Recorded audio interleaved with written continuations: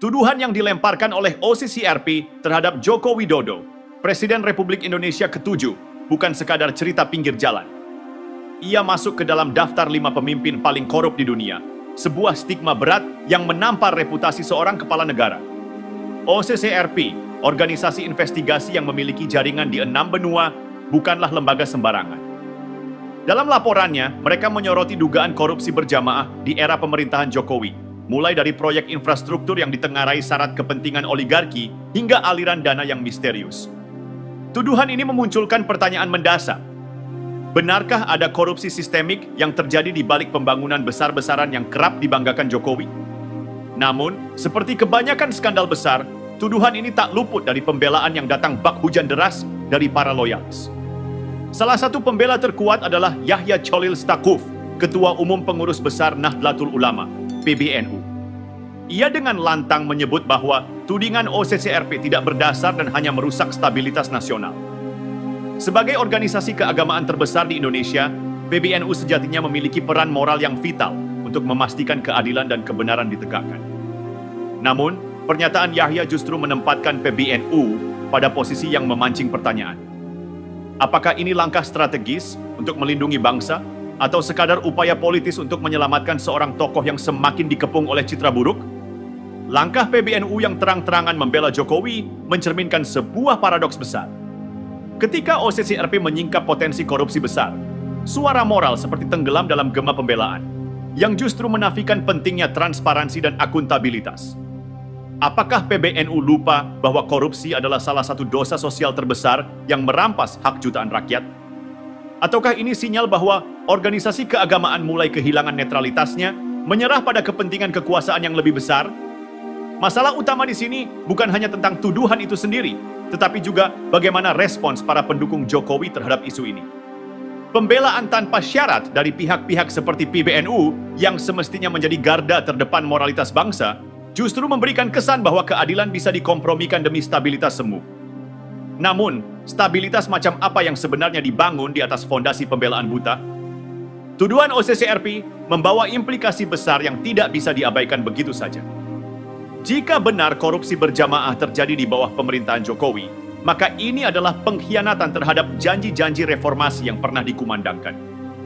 Pembangunan infrastruktur yang kerap dibanggakan dengan jalan tol, bandara, dan proyek besar lainnya bisa jadi hanya tirai gemerlap yang menutupi kolusi antara pemerintah dan oligarki. Tuduhan ini membuka luka lama. Apakah pembangunan di Indonesia benar-benar untuk rakyat atau hanya memperkaya segelintir elit yang berkuasa? Saat nama Joko Widodo tercantum dalam daftar OCCRP sebagai salah satu pemimpin paling korup, reaksi pendukungnya muncul seperti gelombang yang berusaha memadamkan api. Salah satunya adalah Immanuel Ebenezer yang akrab disapa Noel, Ketua Jokowi Mania, Joman. Dengan nada keras, Noel menyebut OCCRP sebagai alat proksi intelijen dan propaganda asing yang dirancang untuk menghancurkan nama besar Jokowi. Ini upaya terencana untuk menjatuhkan tokoh yang dicintai rakyat, katanya dengan penuh emosi. Namun, di balik klaim konspirasi ini, muncul pertanyaan besar. Apakah semua kritik harus dilabeli sebagai propaganda tanpa dasar argumen yang rasional? Retorika semacam ini kerap digunakan sebagai perisai untuk membungkam kritik. Label proksi intelijen dan propaganda asing dilemparkan begitu saja tanpa bukti konkret. Padahal, OCCRP memiliki rekam jejak investigasi yang tak bisa dianggap remeh. Lembaga ini telah mengungkap skandal korupsi global yang melibatkan politisi dari berbagai negara. Menyebut mereka sebagai alat konspirasi tanpa bukti hanya menunjukkan ketidakmampuan untuk menghadapi substansi tuduhan.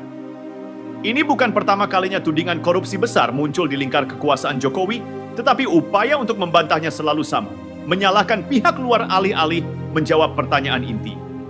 Yang menarik, pembelaan ini juga datang dengan semangat emosional, seolah-olah setiap kritik terhadap Jokowi adalah serangan terhadap bangsa. Sebagai seorang pemimpin yang mengklaim bekerja untuk rakyat, seharusnya Jokowi dapat menghadapi kritik dengan transparansi, bukan berlindung di balik narasi dihancurkan oleh pihak asing. Tapi apa yang terjadi justru sebaliknya. Narasi ini berhasil memancing sentimen nasionalisme semu yang akhirnya hanya memperkeruh diskusi substantif. Apakah Jokowi dan para loyalisnya lupa bahwa transparansi adalah elemen penting dari demokrasi? Ataukah mereka hanya takut menghadapi kebenaran yang perlahan muncul ke permukaan? Tak berhenti di situ, Dedi Nurpalaka dari Partai Solidaritas Indonesia pun turut mempertanyakan validitas laporan OCCRP. Dalam cuitannya, ia menantang, apa yang hancur di era Jokowi? Bukankah banyak koruptor yang sudah ditangkap? Pernyataan ini, meski terlihat logis di permukaan, mengabaikan inti dari tuduhan OCCRP. Masalahnya bukan pada jumlah koruptor kecil yang ditangkap, melainkan dugaan bahwa korupsi besar terjadi di level yang lebih tinggi, melibatkan oligarki dan proyek infrastruktur nasional. Apakah ini sengaja diabaikan oleh pendukung Jokowi, ataukah mereka benar-benar tidak memahami besarnya masalah yang sedang dihadapi? Narasi pembelaan seperti ini sebenarnya berbahaya. Dengan terus-menerus mengalihkan perhatian publik dari tuduhan serius ke isu nasionalisme atau kebanggaan semu, pemerintah dan pendukungnya menciptakan budaya anti kritik. Setiap pihak yang mempertanyakan kebijakan atau tindakan pemerintah dicap sebagai barisan sakit hati atau penghancur bangsa. Ini adalah upaya sistematis untuk membungkam diskusi yang sebenarnya penting bagi demokrasi. Dengan membingkai kritik sebagai ancaman, mereka menutup ruang untuk dialog sehat dan transparan. Yang lebih ironi, para pendukung ini sering mengklaim bahwa Jokowi adalah pemimpin yang sederhana dan dekat dengan rakyat. Namun, mengapa kritik terhadapnya selalu direspons dengan tudingan agresif terhadap pihak lain?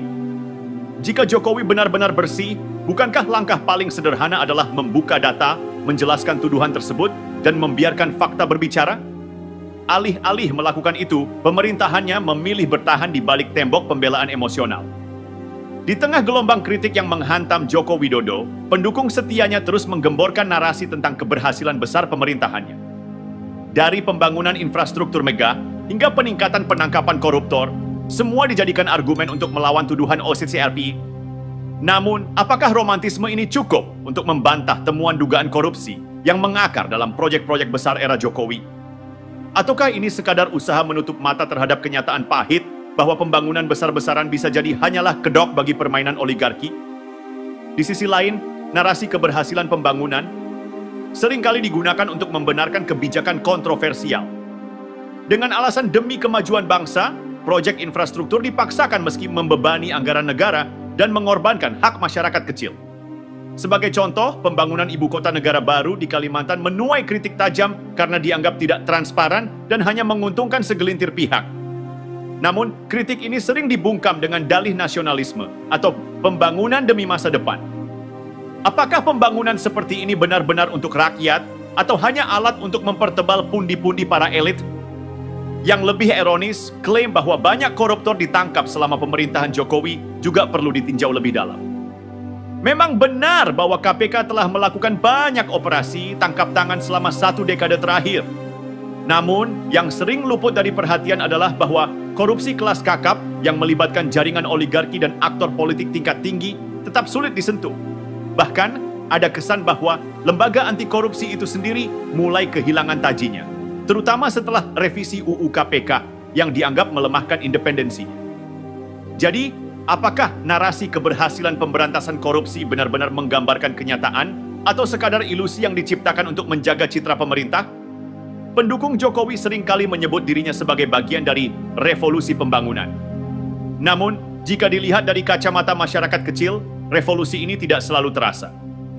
Ketimpangan ekonomi tetap menjadi masalah serius, utang negara terus meningkat, dan proyek infrastruktur megah kerap mengorbankan kepentingan masyarakat lokal. Dalam kasus proyek jalan tol misalnya, banyak warga yang kehilangan lahan tanpa mendapat ganti rugi yang layak. Apakah ini harga yang harus dibayar demi kemajuan atau bukti dari kebijakan yang tidak berpihak pada rakyat?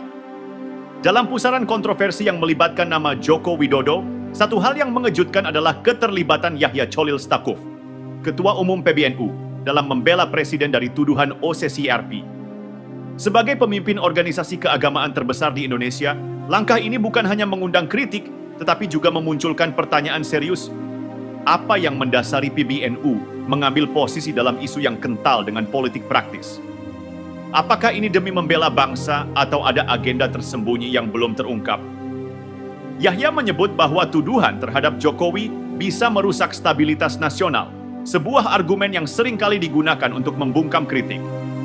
Ia bahkan menegaskan bahwa PBNU akan selalu berada di garda depan untuk melindungi kepentingan bangsa dan negara.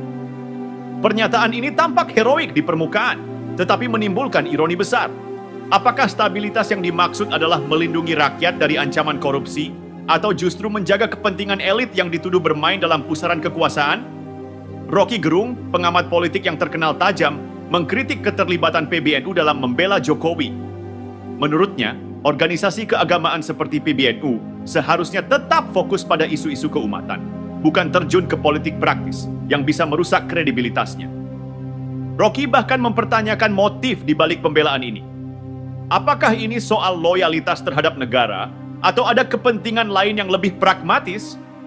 Kritik ini sangat relevan, mengingat PBNU memiliki pengaruh besar terhadap jutaan umat Islam di Indonesia. Ketika organisasi sebesar itu terjebak dalam pusaran politik, kepercayaan umat terhadap independensinya pun terancam. Masalah ini bukan sekadar soal PBNU atau Jokowi, tetapi mencerminkan dilema yang lebih besar tentang peran organisasi keagamaan di tengah dinamika politik nasional. Sejarah mencatat bahwa organisasi seperti PBNU dan Muhammadiyah sering menjadi penjaga moral bangsa, menentang ketidakadilan, dan berdiri di pihak rakyat. Namun, ketika kepentingan politik mulai menggerogoti prinsip dasar ini, organisasi-organisasi tersebut berisiko kehilangan jati diri mereka. Bagi masyarakat, langkah PBNU yang terkesan memihak dalam isu ini harus menjadi pengingat untuk lebih kritis terhadap peran organisasi keagamaan. Sebagai bangsa, kita tidak bisa lagi menerima narasi bahwa pembelaan terhadap seorang tokoh atau pemerintah adalah demi kepentingan bangsa, tanpa mempertanyakan motif dan implikasinya. Jika PBNU benar-benar peduli pada stabilitas nasional, seharusnya mereka berada di garis depan untuk mendorong transparansi, bukan membela individu yang diduga terlibat dalam korupsi. Yang lebih memprihatinkan, keterlibatan PBNU ini berpotensi mengalihkan perhatian publik dari masalah sebenarnya, dugaan korupsi sistemik yang merusak fondasi negara. Ketika energi masyarakat terkuras pada perdebatan tentang siapa yang benar dan siapa yang salah, oligarki dan kepentingan elit terus bergerak di balik layar, tanpa gangguan. Ini adalah ironi terbesar dari skandal ini, kita sibuk berdebat, sementara yang benar-benar merugikan bangsa tetap melenggang bebas. Namun, di balik semua ini, ada harapan. Tuduhan OCCIRP terhadap Jokowi telah membuka ruang diskusi yang lebih besar tentang peran pemimpin, organisasi keagamaan, dan masyarakat dalam membangun bangsa yang lebih baik. Jika isu ini dikelola dengan baik, ini bisa menjadi momen kebangkitan bagi masyarakat untuk lebih kritis, tidak hanya terhadap pemerintah, tetapi juga terhadap institusi-institusi yang seharusnya menjadi penopang moral bangsa. Krisis ini adalah cermin bagi kita semua, sebuah refleksi tentang sejauh mana bangsa ini berani menghadapi kebenaran meski pahit. Jika PBNU dan organisasi lainnya benar-benar ingin menjaga stabilitas nasional, mereka harus ingat bahwa keadilan dan transparansi adalah pondasi utama dari stabilitas itu sendiri. Tanpa itu, semua pembelaan hanya akan menjadi gema kosong di tengah kebisingan politik. Kini, bola ada di tangan masyarakat. Apakah kita akan tetap diam atau mulai mempertanyakan peran semua aktor dalam membangun masa depan yang benar-benar bersih dan adil?